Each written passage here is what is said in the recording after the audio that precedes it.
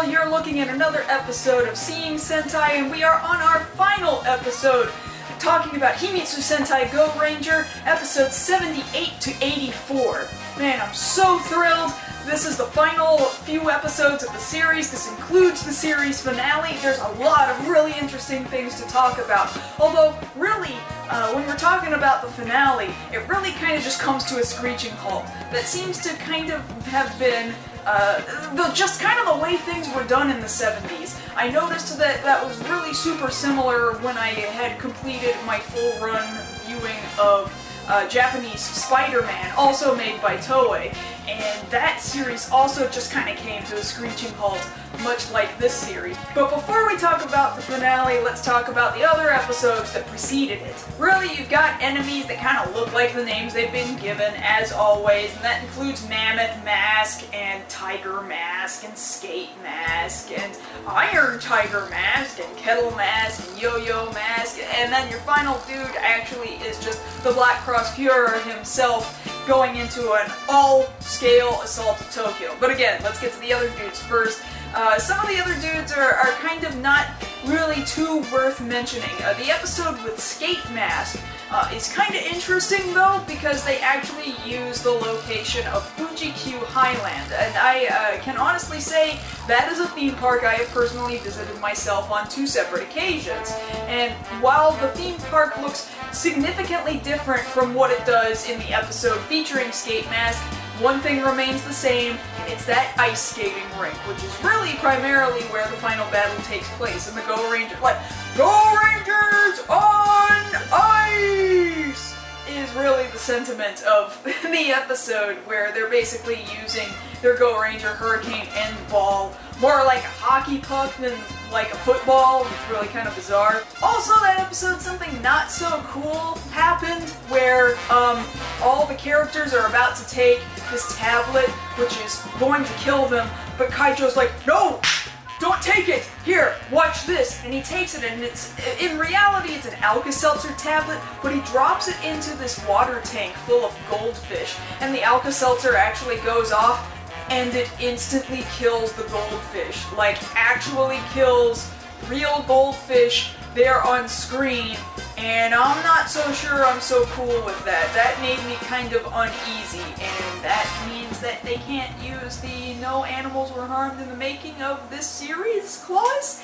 I'm not real thrilled with that at all. The episode with Tiger Mask was kind of a bittersweet episode because it featured a guy who really is more of a cyborg than a robot, much like the previous enemies that you would see every single episode. Jiro is the real human name of Tiger Mask, and he worked in the Hokkaido branch of Eagle just before the Black Cross Army made their first wave of attacks, and that's where Peggy, our Momo Pink Ranger, had been training at that point in time for Eagle as well, and she had fallen in love with Jiro. And she thought that he was killed in the Hokkaido attack. Well, it turns out, actually, he seems to be alive. She doesn't know why. He doesn't give much of an explanation, but she's got this fondness in her heart. But as it turns out, he has been repurposed for use for the Black Cross Army, and he tricks her, and her heart is broken all over again, and she has to tell him, you know, the Jiro I knew died a long time ago in those Hokkaido attacks, and so thus she basically has to defeat him. Very, very sad. Quite the emotional episode, actually, and that's the next to last episode, and I think it was very, very good. Very, very well written, in fact.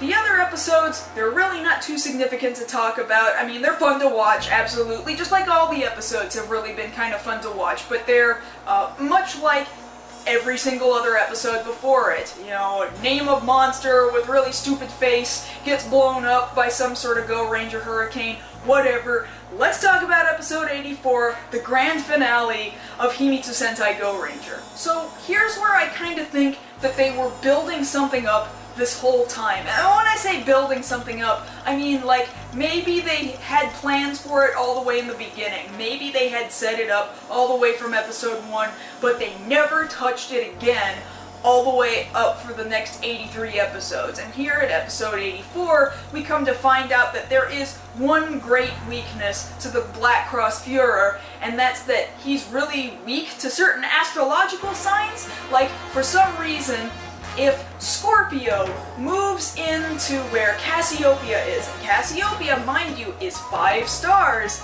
much like the 5 Gorangers with their stars, then he gets really super weak and he can be easily defeated. So the plan is that the Black Cross Führer will be the one to personally attack the Gorangers before this opportunity even happens for Scorpio to move into somewhere in the region of Cassiopeia.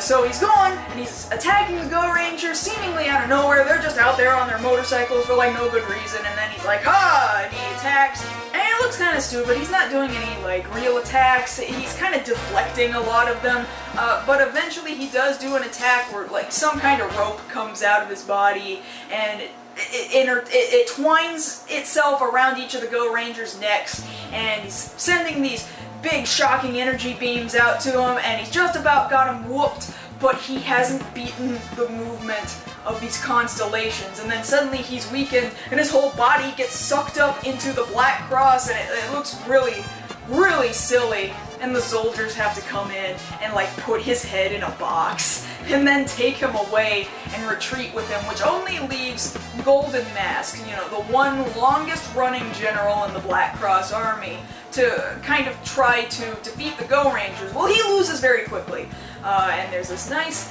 glittering rainbow that comes over the sky, and you're like, ah, they did a good thing, they won, but no, they didn't win. All this rainbow did was kind of mark this path where the Black Cross Führer could then take his big ships and then just carpet bomb the hell out of Tokyo. And this time, like, I know I joke about, man, Tokyo sees a lot of destruction, the Eagle buildings see a lot of destruction, but no, Tokyo is like laid completely to waste, and the Goranger base is freaking gone. There's nothing left, and so you're like, man, Japan's in real bad shape right now.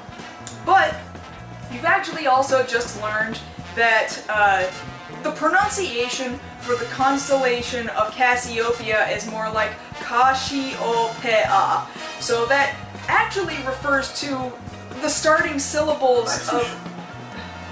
So that actually refers to the starting syllables of each of the Gorangers' names.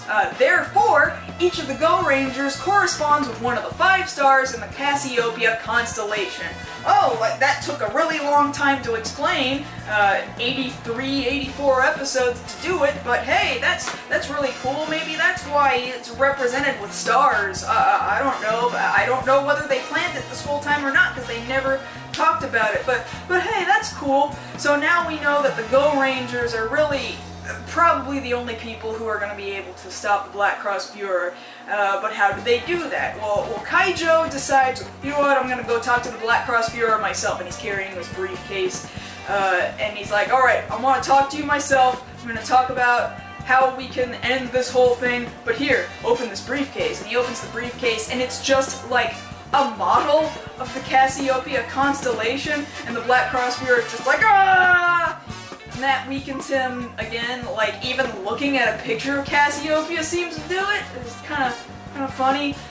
Then they attack him with a Goranger Hurricane, and the ball becomes the Cassiopeia constellation, and he blows up, and you think he's dead, but he's not dead, because his true form is a castle ship, a flying castle in the sky. The Black Cross Castle is kind of weird. So he's flying in the sky, and he's like, ah, big major destruction, well, how are you gonna defeat him? Well, the truth of the matter is he's actually really weak. Never mind the fact that his true form is the size of an enormous floating castle, he's actually pretty weak. All they have to do is sacrifice the Balloon, flying it into him, and jumping off, and riding the Goranger machines, the motorcycles, into the castle, and just letting the bikes blow up. Like, they've done this before. This, unfortunately, is not the first time they've done this, so it's not exactly new. And then they escape using their little birdie jets, and they fly off, and then boom!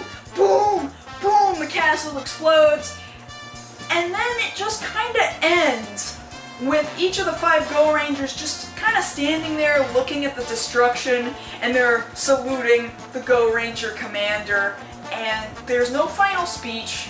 Like, the narrator is just kind of talking over everything that has just happened, and you have to kind of assume that the people of Tokyo are going to rebuild, if they're even alive at all. There's certainly no Goranger base anymore, and it's just over as the sun is setting and all this destruction and chaos has happened. The world is saved? Yay! It's over! But I should actually say this. What is super interesting is that several years later, 35 years later, would come the 35th anniversary Super Sentai series, Gokaiger. And in one of their movies, the 199 Hero movie, when I originally watched that movie, I was so lost. I kind of didn't care. I kind of didn't understand what was going on. But essentially, large hunks of that movie are in fact essentially a recreation of that last episode of Goranger. And really fascinating, because the Black Cross Führer, who now calls himself the Black Cross King, shows up again, and he's trying to, defeat all the Sentai, of course, and then he becomes the Black Cross Castle, and he's destroying Tokyo. And then all the other Sentai teams, they have to show up, and the Goranger theme is playing, and then they do Gokaiger Hurricane, which turns into the constellation of Cassiopeia, and that's how they defeat him. And it's just like, oh man, it looked visually cool at the time, but I just didn't get it. I didn't get it until I watched all the way through Goranger, and then I got reminded that, hey, you remember what happened in the 199 Hero movie? It was friggin' exactly that. And it made me realize that Gokaiger is a far better anniversary series than I really gave it credit for. It really, that's a far more touching and fantastic way to pay tribute to the very first Sentai series, and further solidifies that despite the fact that Goranger was not originally intended to be a Super Sentai series, it absolutely got grandfathered in and is absolutely, officially Super Sentai, with or without a giant mech. Now, I would also be remiss to mention that there is another movie. There is a Goranger movie. In fact, there were several Goranger movies. Unfortunately, many of them are really just kind of extended episodes. There is one movie that kind of stands alone all by itself, and I have not watched that movie just yet. Perhaps sometime in the future I will, but right now is not really the time for me to do that. I really kind of need to move on to JAKQ next. In fact, I need to be watching that tonight because I'm a little bit behind thanks to E3. But movies do exist. I do encourage you to seek them out, and I have not seen them, so I can't report back how good those movies in fact are, specifically that one that was made specifically to stand alone and aired in theaters. So I can't talk too much about that now, but perhaps I will be able to in the near future. It's kind of sad to say the guy who played Daita, the first Yellow Ranger, and then he comes back, it would only be a few years after that unfortunately, that actor would go on to commit suicide. He cited a number of different reasons. Lack of money, he really wanted to be able to do more acting gigs. He cited in his suicide note one of the reasons why he felt like he wasn't getting any acting gigs was because he felt typecasted as Daita from Goranger. Super sad circumstances. And in a way, maybe I see why it is he felt so very typecasted, because almost every single episode they just sort of made him out to be the fat, stupid guy who could down 4 plates of curry and rice. Now granted, that is also not to make light of the fact that somebody felt so depressed that they felt led to take that course of action. It means something else was in there that he desperately needed help with, and it seems like the rest of the cast just didn't know and they didn't understand. And in fact, the actor who played Kaijo highly regretted that there was nothing more that he could do about it. he remembered fondly that during the filming of Goranger, he and the actor who played Daita would go out to eat meals together frequently because they lived in the same neighborhood, in fact.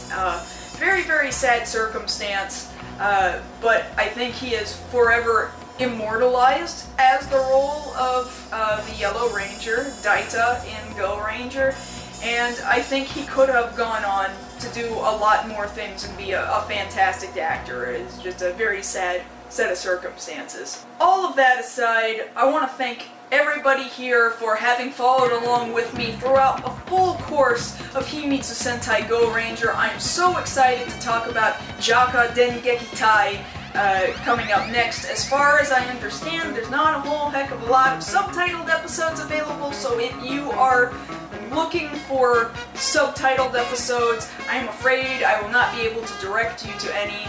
As it is, I wouldn't direct you to any anyway, because I would rather not give away how to do things illegally, but I'm sure some of you are very, very intelligent people and could figure out how to do that with or without my help. So I'm super looking forward to moving on to the next Sentai series. So excited, and I hope some of you will be following along with me, or at the very least, following along with the synopses that I'm writing on Tumblr at marsgirl.tumblr.com. If you so choose, I want to thank you also the Patreon contributors over at patreon.com/marsgirl, and if you so choose, you can certainly be a Patreon subscriber, and you can get your name in the credits of videos such as these, or perhaps I can help you to create a review that you would like for me to do for you.